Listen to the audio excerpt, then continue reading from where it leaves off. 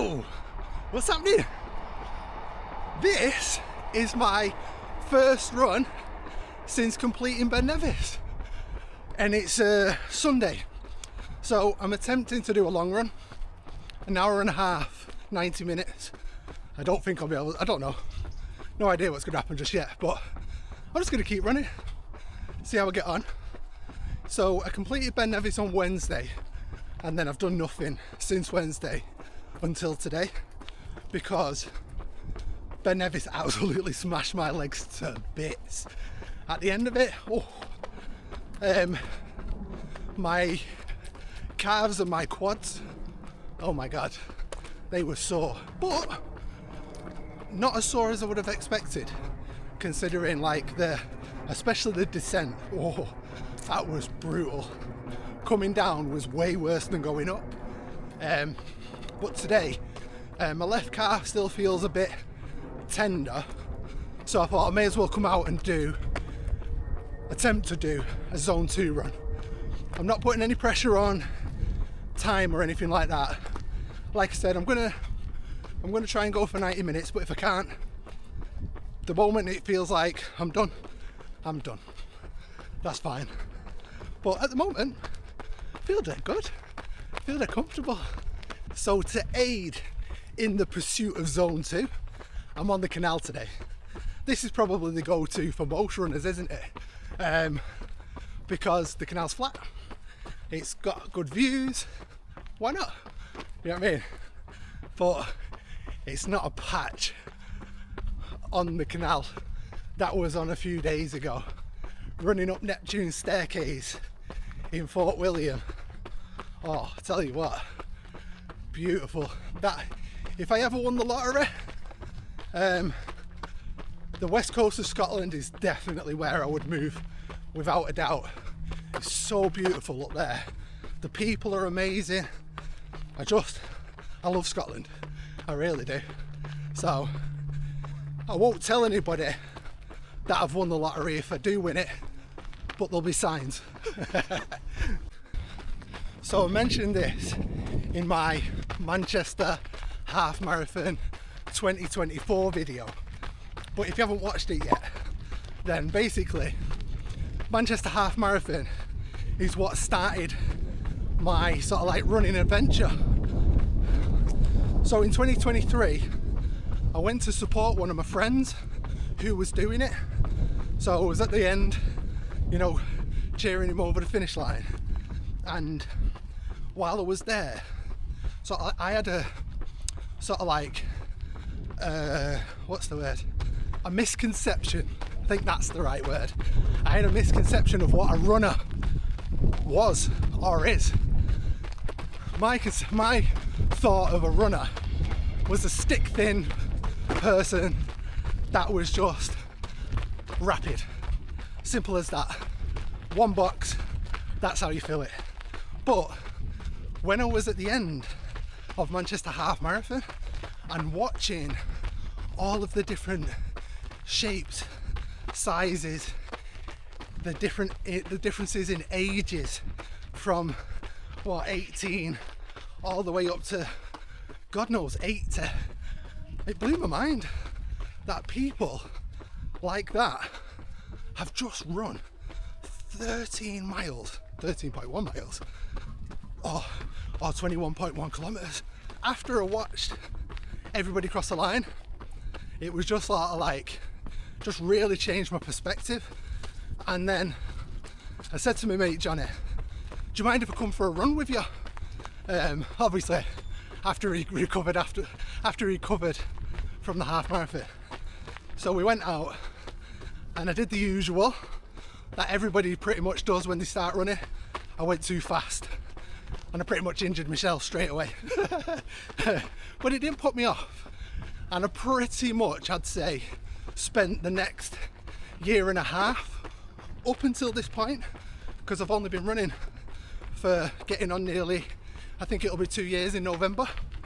I've only been running for that long, and I've pretty much spent a year and a half on and off injured. So that's just because, do you know, like you always see people on the internet do the majority of your runs in zone 2.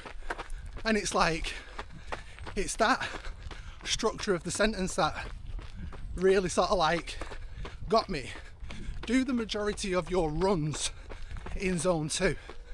But when you first start, it's almost impossible to run in zone 2, you know, depending on your fitness level.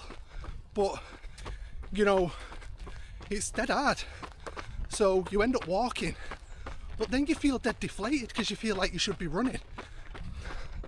So then you go faster and then you get injured.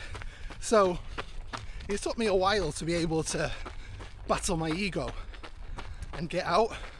It helps that I'm fitter now and I can actually jog, run, whatever in zone 2. To just give you an idea of what I mean by running zone 2, this is me. This is me walking, yeah?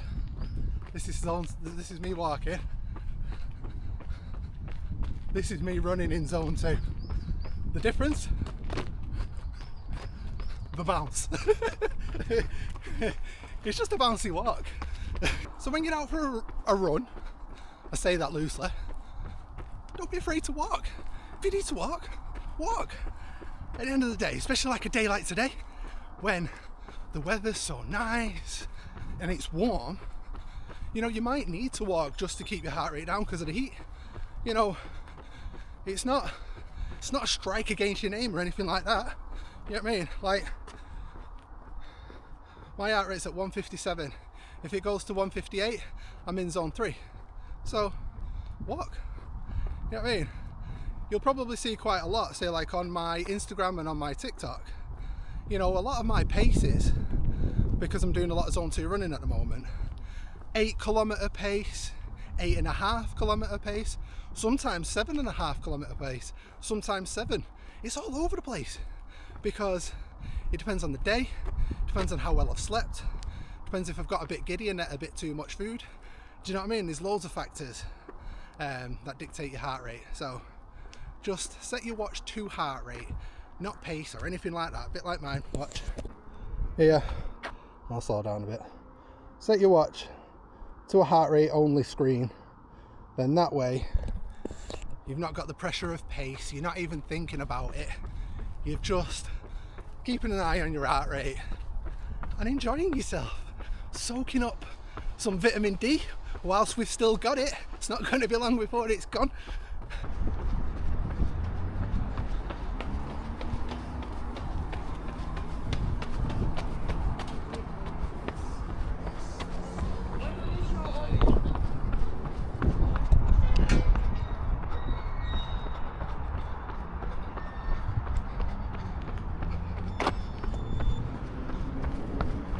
And also as well, there's no harm in spending a little bit of time in the naughty zone, zone 3, you know what I mean?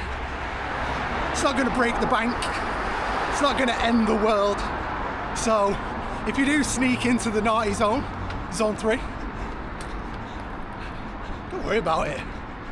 If you can talk, I can talk now. So I'm having a bit of a chat to the camera. You can hear my watch beeping. I'm doing this on purpose, by the way. I'm in the naughty zone. I'm in zone 3. So I'm just doing it to sort of like say, the watch zones on your phone, the zones on your watch, you know, you sort of take them a little bit loosely anyway, because the idea is the run's supposed to be a conversational run. So if you can talk, have a conversation, then it's easy enough. If you're going, hello, hi, then you're going too hard. Do you know what I mean? So it's not, you don't necessarily need a fancy watch if you just understand your body a bit. You know, if you've not got anybody with you, you might have to look like a bit of a madhead, but get out the road, start talking to yourself. If anything, if you don't want to look like a weirdo, get your phone, put it next to your ear, put your earbuds in, whatever, just make it look like you're on the phone. So anyway, just to wrap up this video, the point I'm pretty much trying to make is enjoy your runs. Don't let hitting a specific time showing something amazing on Strava ruin what is, for a lot of people, you know, a mental health retreat, you know, somewhere to escape, somewhere where the pressures of the world are not weighing on you.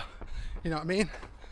This is therapy for a lot of people, in one way or the other. Don't allow it to become a chore. Don't allow it to become something that you hate. Enjoy it. See you in a bit.